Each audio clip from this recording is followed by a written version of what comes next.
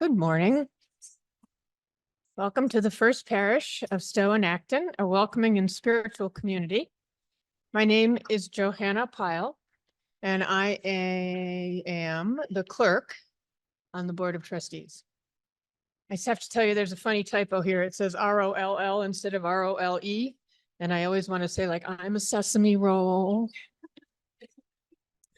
For those visiting FPC for the first time, we welcome you. Please let us know that you are here by filling out one of our visitor information cards in the pews and hand it to an usher, drop it in the plate, or hand it to Meg, our welcoming staff member. However, today, Meg is not here and I am your welcoming staff member. So I will be at Fellowship Hall at coffee hour. Feel free to come talk to me, ask me any questions, or hand me that handy card. Where was I? Our minister, staff, and board are listed on the front of the order of service. Please feel free to ask me or any of those people for more information. If you would like a large print order of service or hymnal or an assisted listening device, please ask our ushers. Our assisted listening devices are small radios, which anyone is welcome to use one of these to listen to the service from another space in or around the building. After the service, please join us for coffee and conversation in our fellowship hall, which is one level down at the other end of our building, or in a breakout room if you're joining us online. I'd like to draw your attention to the announcements in our order of service and also invite you to check out our webpage for more information. And you can also sign up there for our newsletter and our email alerts. We have many wonderful things going on in this church, so feel free to check it out. And now, please turn and greet your neighbor.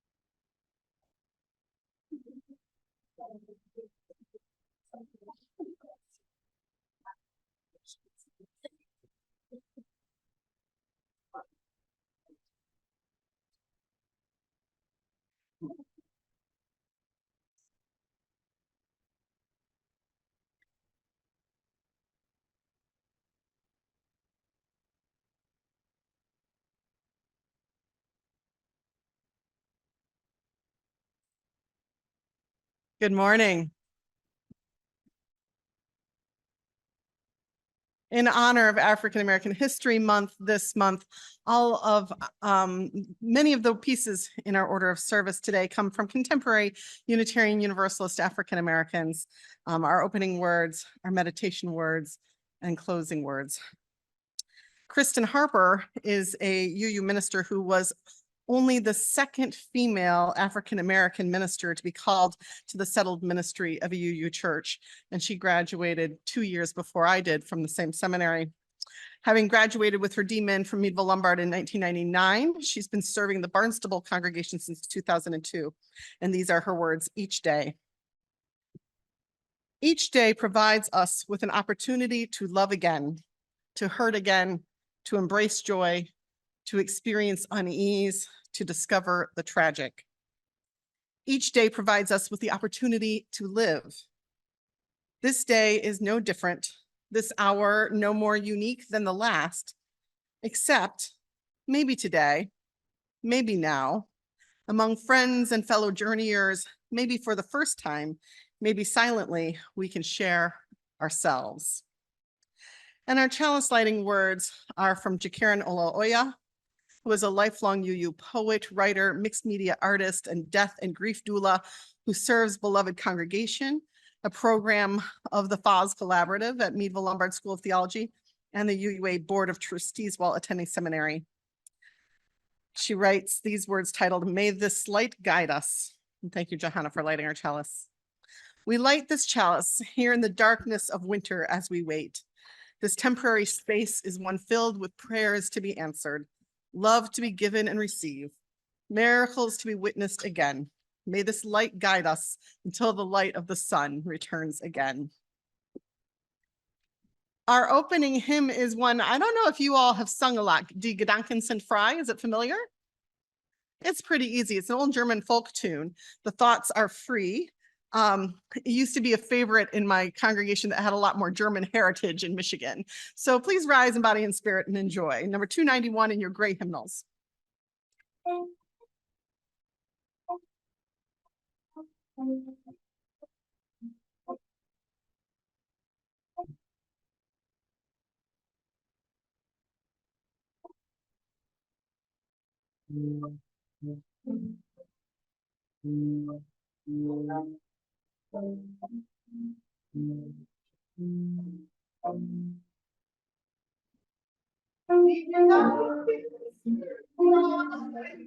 Thoughts give me ground.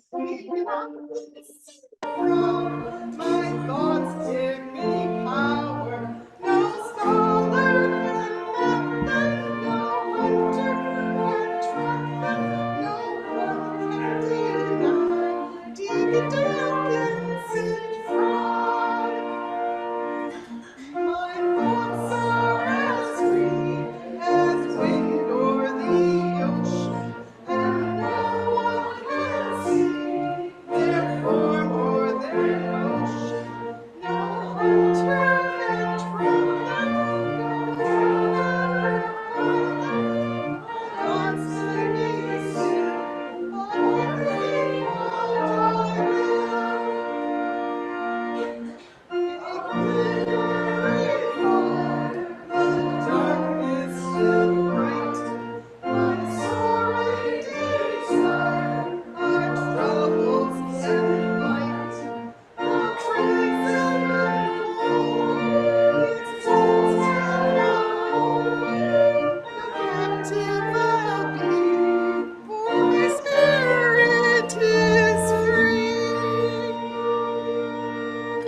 You're going to learn to love that one, I promise.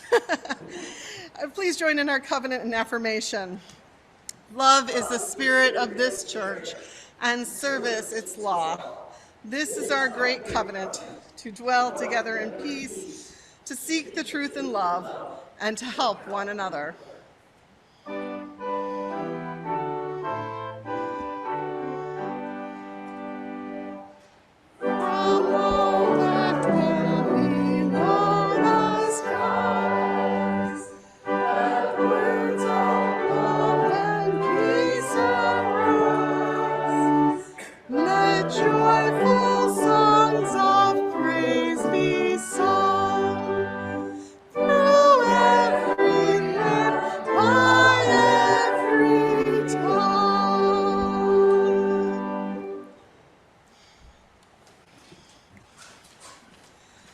As we begin, we acknowledge that we are gathered on the traditional land of the Nipmuc people.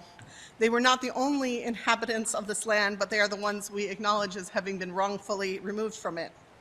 As Unitarian Universalists, our faith calls us to work towards right relations and reduction of harm.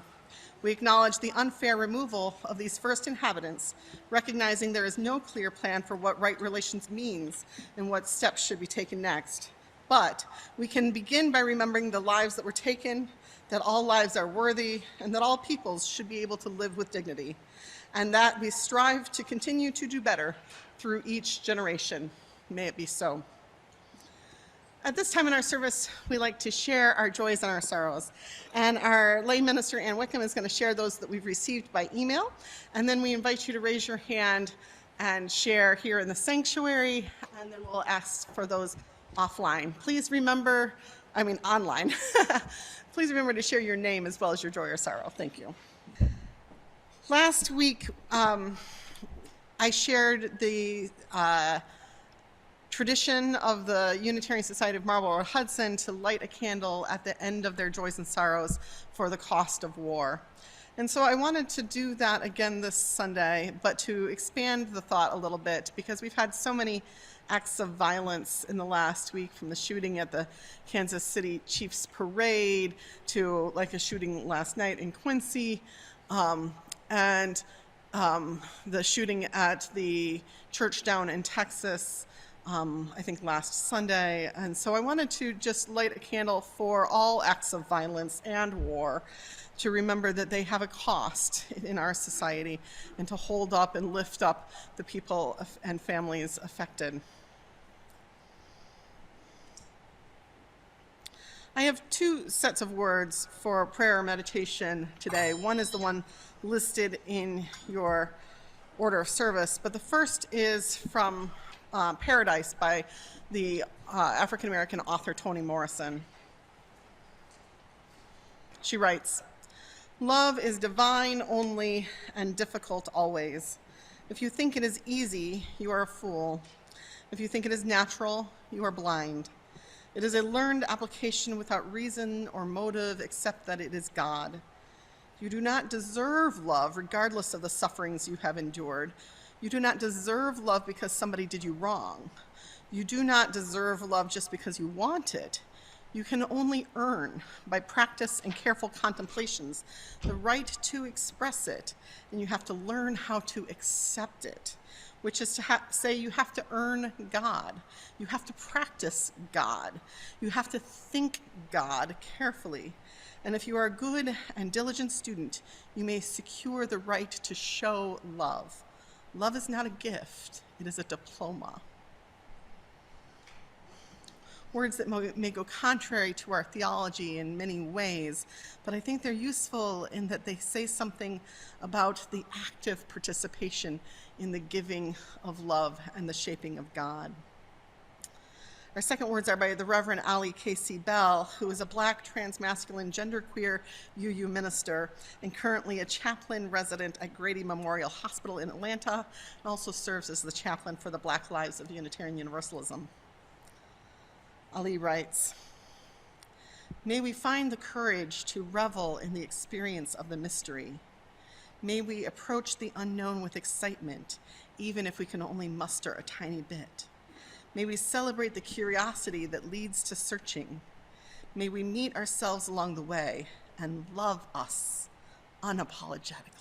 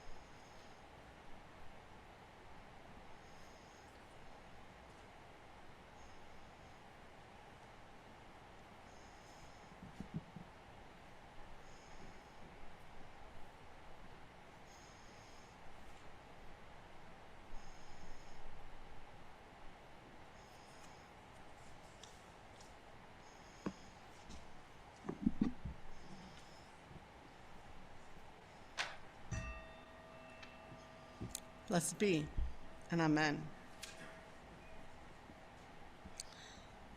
Our next hymn is hymn number 20, "Be Thou My Vision." And we're going to sing just verses 1 and 2. Please rise in body or in spirit. Number 20.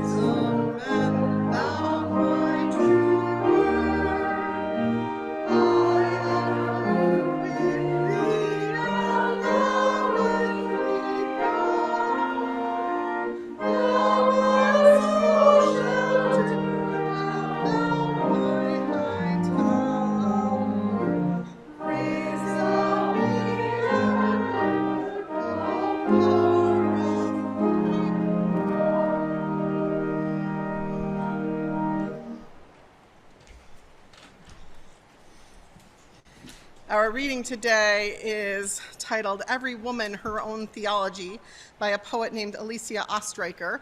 And she uses the image of the Lutheran reformer, I guess you would call him, because he was Martin Luther, who brought the Protestant Reformation beginning allegedly by nailing his theses to the cathedral door.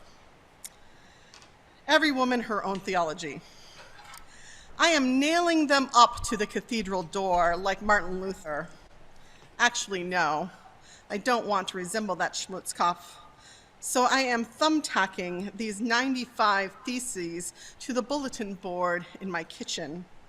My proposals, or should I say requirements, include at least one image of a god, virile, beard optional, one of a goddess, nubile, breast size approximating mine, one divine baby, one lion, one lamb, all nude as figs, all dancing wildly, all shining, reproducible in marble, metal, in fact, any material.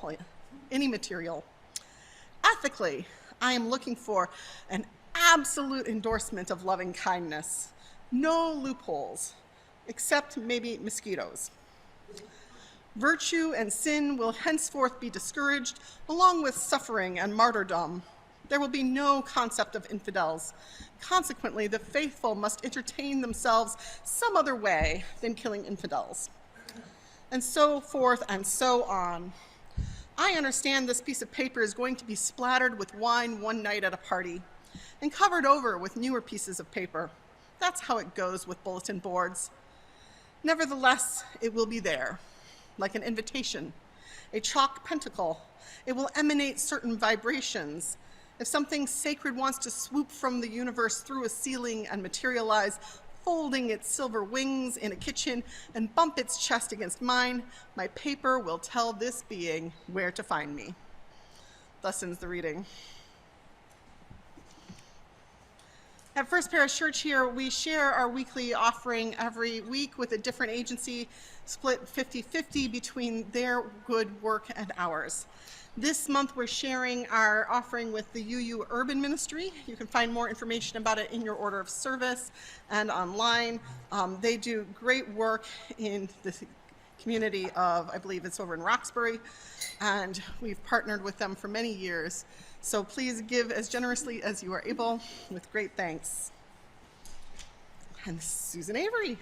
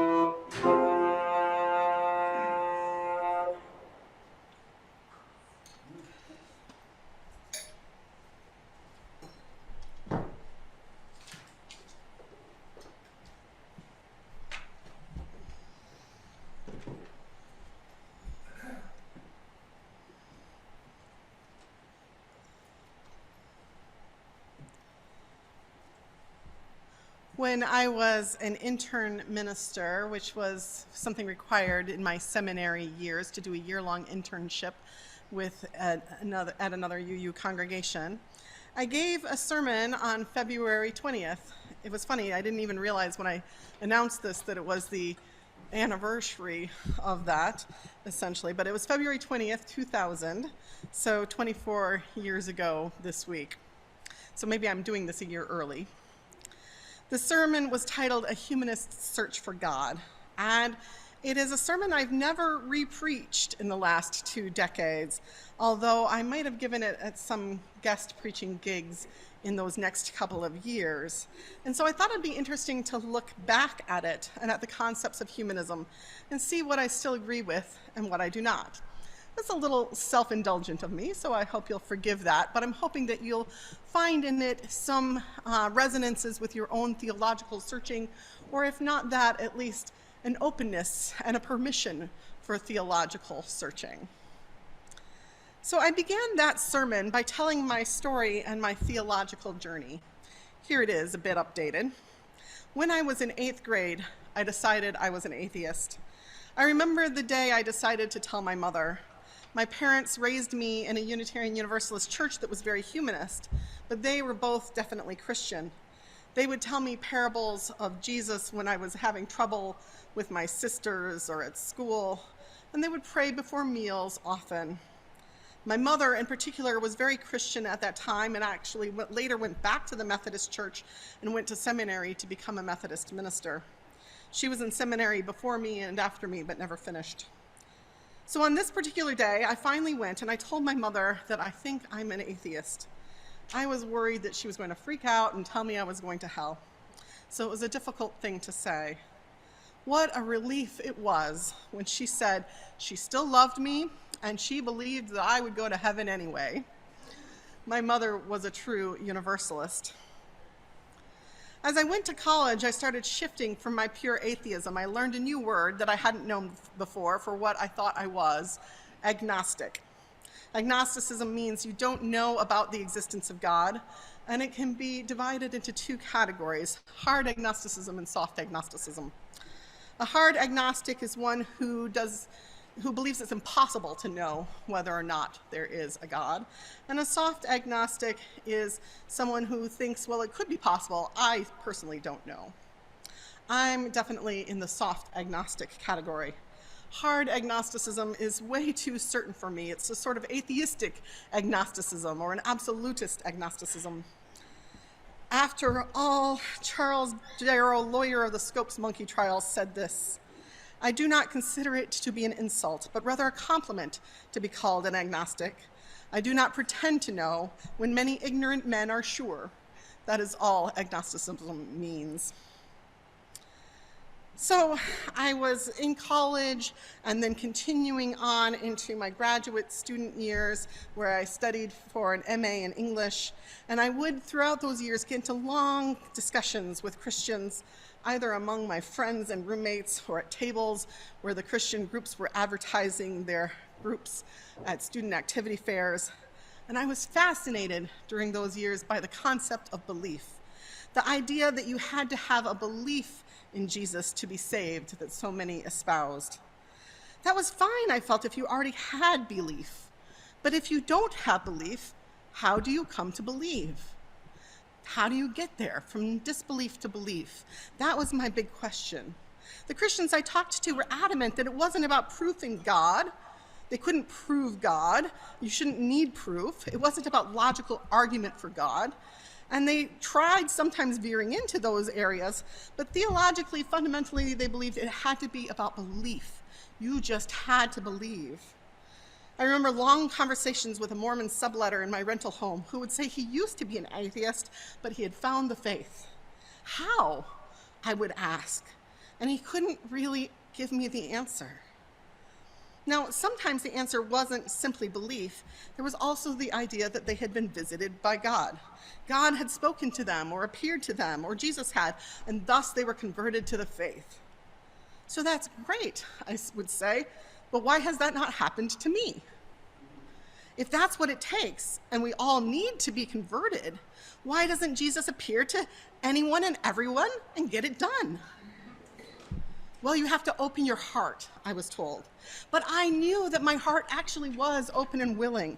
And if God was out there, I had prayed many, many times and not received an answer. And yet, at the same time, I did have experiences that I would term mystical, for which I do not have a firm explanation. I've had experiences of overwhelming awe and wonder. In my sermon 20 years ago, I talked about how in seminary, I took a class where we spent time on a Lakota reservation in South Dakota, and we were invited into some different rituals, sweat lodges and a healing ritual, which involved completely darkening a room. And in one of these rituals, I had something that I would call a vision. Was it a trick? Maybe. Was it a hallucination? Maybe. Was it something based on sensory deprivation? Maybe. Was it the Great Spirit or God? Maybe. I don't know. There's nothing definitive about it.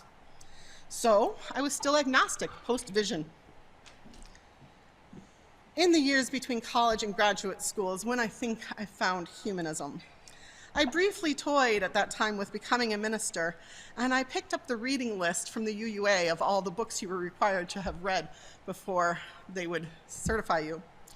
And I took that reading list to my local church's book sale table. They had a big book sale every week at that church. And there was only one book on the whole list from the UUA that I found on that table. And it was James Luther Adams's On Being Human Religiously. And I never finished that book in those years, which I think is one reason it took me so long to decide to become a minister, because I figured I should finish the book first. Eventually, I decided it was the other way around. JLA, as we call him, wrote in that book, if we understand the word religion to refer to the concept concerned with the inescapable issues regarding the meaning and fulfillment of life, we may say there's no such thing as a completely irreligious person. Both the non-religious and the religious person are concerned with these issues, and they both are somehow believers. They are people of faith, whether they use the word God or not. James Luther Adams is defining a broader understanding of religious and claiming space for religious humanism, atheism, and agnosticism within religion. And I agree with that, although there are plenty who use those words for self-definition who would say that they are not religious as well. But it would help to now define humanism. Many people who call themselves humanists are atheists or agnostics, but humanism is a more positive statement, whereas atheism and agnosticism are negative statements in that they put forth about what you don't believe and what you don't know. Humanism puts forth principles, ethical principles, about how we treat humans. So now in my 2000 sermon, I spent like 2 pages defining humanism, and I'm going to be more brief today. The American Humanist Association, in a very humanistic way, gives about 8 different definitions on their webpage. One of the shorter ones is this definition from the Humanist International.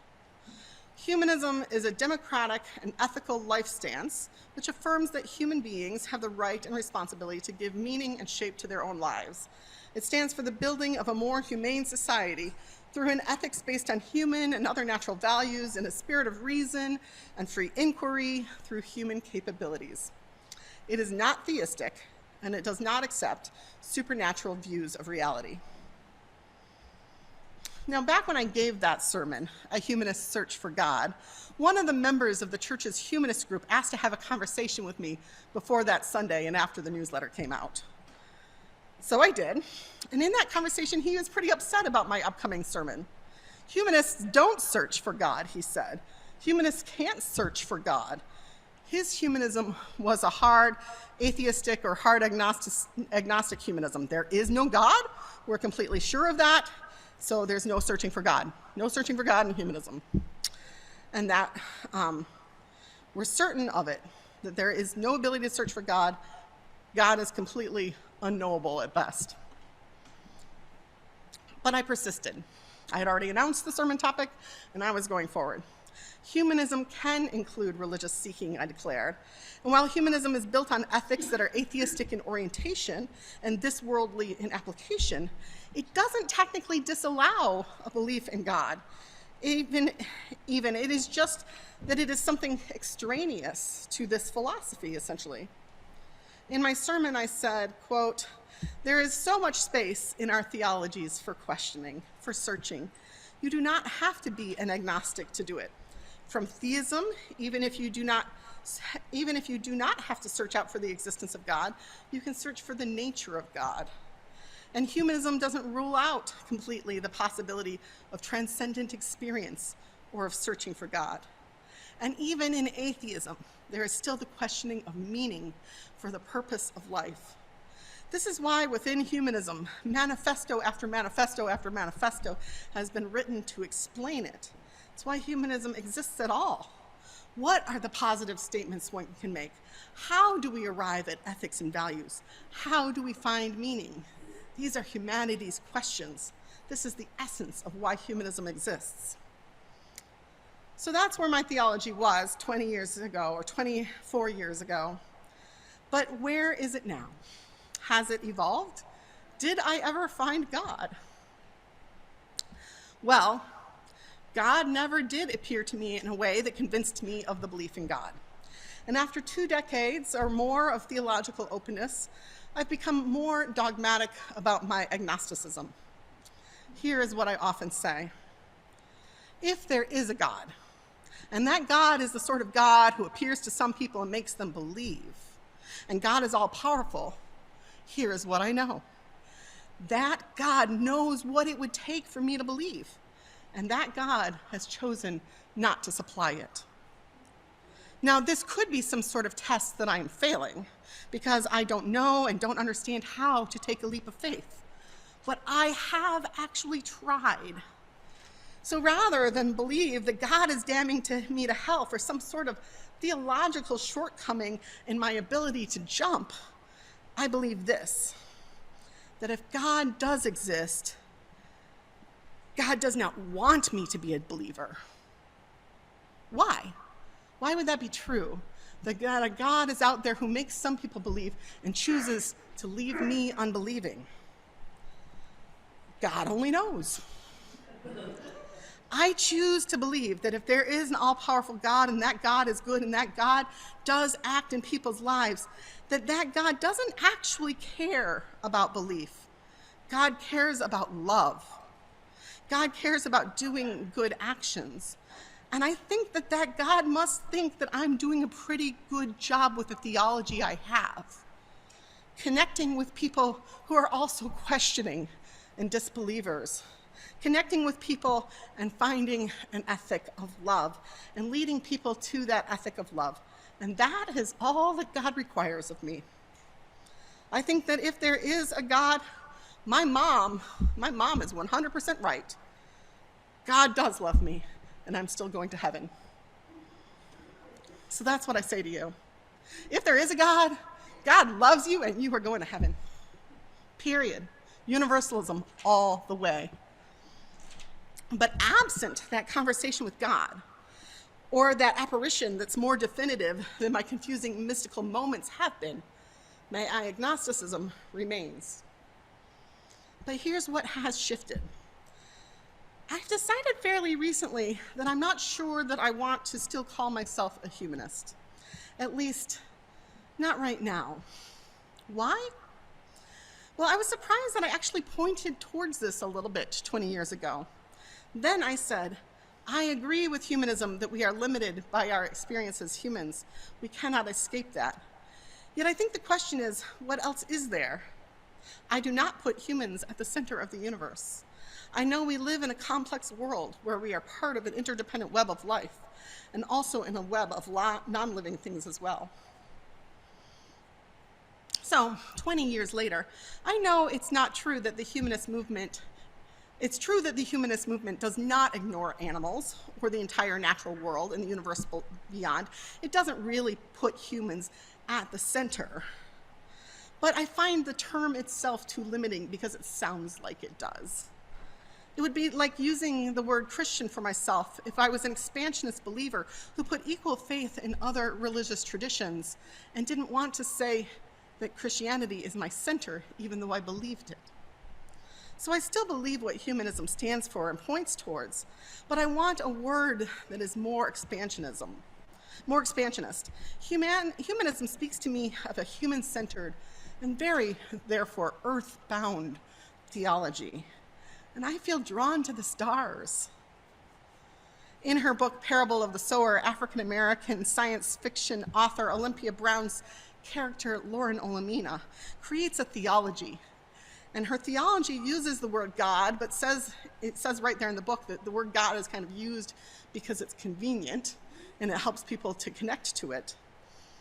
And she says that God is change.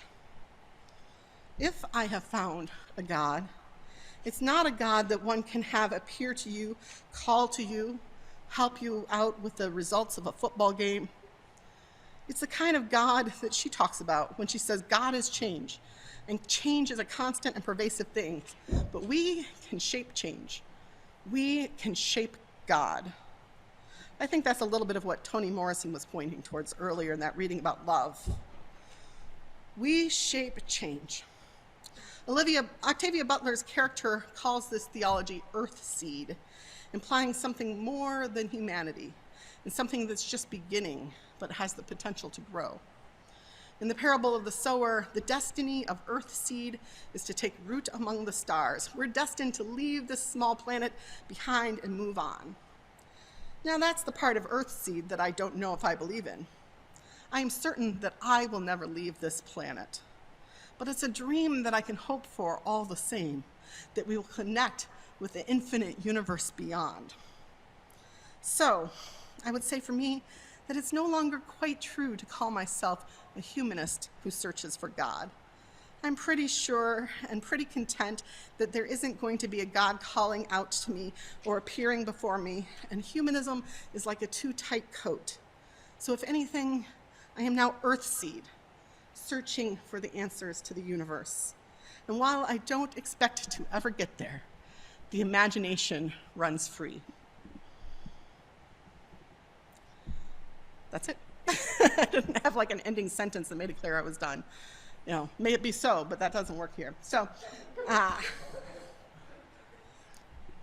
thank you for indulging me this Sunday. It was good to revisit that. Our closing hymn is number 354, We Laugh, We Cry, and we're going to sing just verses 1 and 4, but that's what will be up on the screen for you. Free.